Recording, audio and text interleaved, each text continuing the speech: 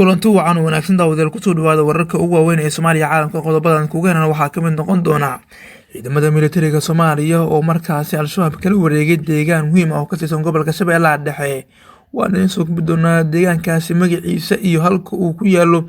iyo sarkaalka hogaaminaya oo deegaankaasi la wareegay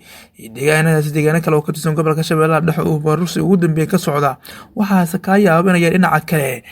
fashil iyo wajhumo ayuu markaas la kulmayaa kacdoonka sababta koowaadna waxaa iskala madaxweynaha Soomaaliya Xasan Sheekh Maxamuud haddaba maxay tahay kacdoonka sababta uu fashilinayo madaxweynaha maadaama asigu ku dhawaaqay dagaalka al-shabaab looga soo horjeedo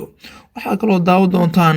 Roobo Abu Mansuur wasiirka arrimaha diintana waxa uu sheegay qorshe la yaab leh oo al-shabaab lagu adkaan karo haddaba qorshahaas ayaa daawo doontaan inuu soo gudbi doonaa qodobadaas aan ku faahfaahin doonaa warar kale oo caalamka diblomaasiyadda Mareykanka oo amar dul dhigay dhinacyada ku dagaalamaya waddanka Itoobiya fadlan haddii aad nooga subscribe noo soo gambarada kana furo una sii share gareey saaxiibadii meel kasta joogan idinkoo commentiga like noo reebaya aad badumaasantiin aan ku bilowno wararka laga helaya gobolka Shabeellaha Dhexe ayaa sheegaya in ciidamada dowladda ay la wareegeen deegaanka Xawaaley ee hoostaga degmada Balcad ee gobolka Shabeellaha Dhexe ciidamada militariga Soomaaliya ee xoogga dalka al-shabaab waxay kala wareegeen tuulada Xawaaley ee u sugtay degmada Balcad oo ah xarun al-shabaab ay ku maamuli jireen canshuuraha ay ka qaadaan gaadiidka iyo beeraleyda gobolka Shabeellaha Dhexe ciidanka ayaa waxaa hogaaminayay Korneel Abuukar Buuno waxaana la sheegay inay markaas ka yimaadeen dhanka iyo Cadale al-shabaab ayaa iskaga baxay deegaanka Xawaaley markii ay ka war heleen inay ciidamada dowladda ay ku soo jeedaan waxaana dagaal la'aan kula wareegay ciidamada militariga ee Shabeellaha Dhexe markaas ka howlgala al-shabaab ayaana ku dhex milmay dadka deegaanka waxaana ciidamada dowladda oo dhowr jeer gaaray deegaankan ay dib ugu soo laabteen iyadoo dib markaas ugu soo noqdeen al-shabaab madaxweynihii hore ee Hirshabelle Maxamed Cabdi Waare ayaa qabashada Xawaaley ku qeexay mid muhiim u ah in laga hortago al-shabaab ee ka imaanaya jubbooyinka kuwaas ku biiraya dagaalka Hiiraan taliya Buuno iyo askar uu wato ayaa la wareegay deegaanka Xawaaley ee degmada Balcad buundada Xawaaley ayaa ahayd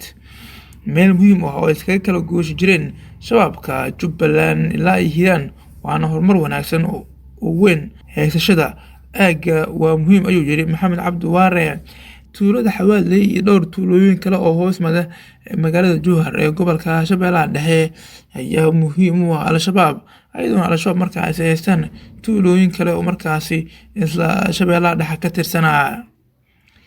dhinaca kan la warbixintan ayaan eegaynaa kacdoonkii ayaa fashil qarku u saaran maanta oo Oktoobar la joogana dagaalkii kama dambaysta noqon lahaa oo lagu ciribtay lahaa al-shabaab mise dalka Soomaaliya oo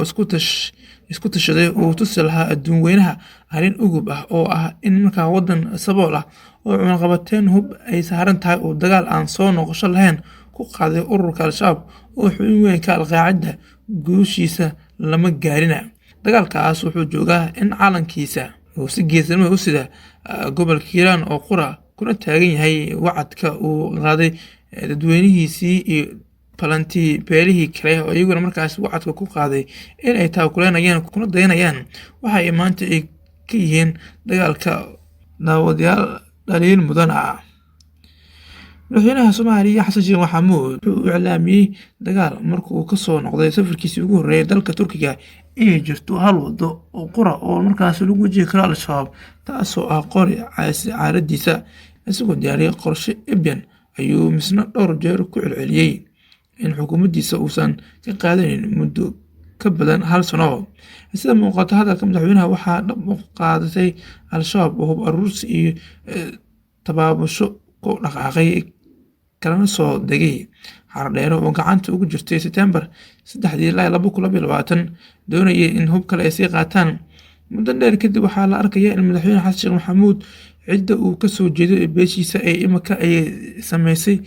mid markaas dadka aad ula yaabaan oo ah in aysan markaa dagaalkii ay ka dhigeen kaliya ugu sabir soo mandhigay subka ciidamo ku xitaa dowladda ka tirsan aysan ahayn kuwa qabaa'ilka oo beesha Xasan weyne madaxweynaha ka soo jeedo taa ayaana faalooyinka qaar ay keenaysaa in dadka aad ay uga hadlaan in madaxweynuhu uusan dagaalka daacad ka ahayn beeshiisa inkastoo asigu madaxweynuhu ku dhawaaqay haddana beesha ayaa eedda loo jeedinaya oo asigu ka soo jeedo taa oo ahayd in markaasi hubka ay qaataan qaybihii dhexe ayaa daawanaysaan janalkeena saaxiibayaal haddii aad noogu soo subscribe noo soo gambarada kana furo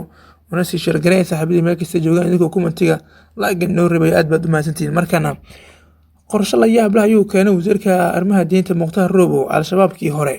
wasiirka awqaafta arrimaha diinta xukuumadda Soomaaliya Mukhtaar Robow Abu Mansuur ayaa culimada Soomaaliyeed hordhigay dalab ah in dhanka fikirka ay kala dagaalamaan al-shabaab. wasiirka oo ka mid ahaa culimo markaasi shalay gelinkii dambe marti ku ahayd barnaamij ka baxaya warbaahinta dowladda ayaa sheegay in al-shabaab markaasi la gaayay goortii lasoo afjari lahaa. waa sida uu Mukhtaar Robow hadalka u dhigay. ilmahaas duurka ku jira luuqad aan rasaas ahayn fahmi maayaan, kuwa soo dirayna ilmahooda jaamacadaha iyo adduunka markaas ka dhigtaan. horaan u sheegay aan iska dhicino oo hal maalin aan ku dhaqaaqno ayuu yiri Robow. wuxuu intaas ku sii daray haddii culimada banaanka lasoo istaago afkaarta ay isku waafaqeen ee ah dagaalanka al-shabaab waxay u guuleysan doonaan sida reer miyiga qoryaha qaatay ay markaasi u guuleysteen ayuu yiri Robow. wasiirka ayaa sheegay in al-shabaab ay si tartiib ah dadka Soomaaliyeed ay u laanayaan, balse haddii hal maalin loo dhaqaaqo ay geeridu dhankooda u badnaan doonto, taa dilalkoodana laga areysan doono. waa suu hadalku dheh Robow. wuxuu u mahadceliyey culimada reer Minnesota ee dalka Mareykanka oo codsaday mowqifkooda dadka ugu baaqay inay u midoobaan dagaalanka al-shabaab. uu sheegay inuu yahay mid markaasi lagu cibaadaysanayo, shacabka Soomaaliyeedna ay ku heli doonaan nafis iyo markaasi in ay ka hortagaan wax walba oo dhibaato dhanka al-shabaab kaga imaan kartaa. dhinaca kalena wararka gobolka waxaa ugu weyn xogayaha arrimaha dibadda Mareykanka Antonio Blinken ayaa bayaan uu soo saaray fiidnimadii Jimcihii ku celiyay mowqifka Mareykanka, isagoo sheegay inay uu aad ugu walacsan yahay rabshadaha ka socda waqooyiga Itoobiya, gaar ahaan bartilmaameedka aan kala sooc lahayn ee lagu beegsanayo dadka rayidka ah. ergeyga gaarka ee Mareykanka u qaabilsan Geeska Afrika Mike Hammer ayaa Jimcihii ku sugnaa magaalada Addis Ababa. booqashadaas oo qayb ka ah dadaalo lagu doonayay in lagu soo afjaro dagaalka ka socda ku dhawaad 2 sano oo u dhexeeyay ciidamada Itoobiya iyo xoogagga Tigreega. qowmiyadaha reer galbeedka uu ku jiro Mareykanka ayaa Arbacadii ku booriyay dowladda Itoobiya iyo jabhadaha xoreynta shacabka Tigray TPLF inay bilaabaan wadahadallo nabadeed oo uu hogaaminayo Midowga Afrika, waxayna ugu baaqeen dalka dariska Eritrea in ciidamadeeda kala baxdo